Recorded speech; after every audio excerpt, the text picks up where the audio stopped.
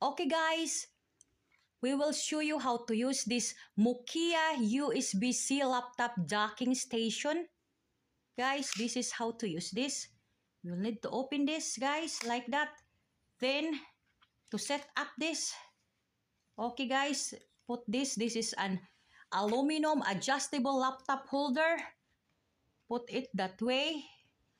See, it is how to use this. You can put it that way. And they are adjustable. And next, what we will do?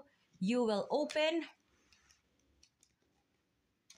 That is, you will open on the side and in the edge. This one, okay, it is again like that. It's easy, very easy to set up your computer.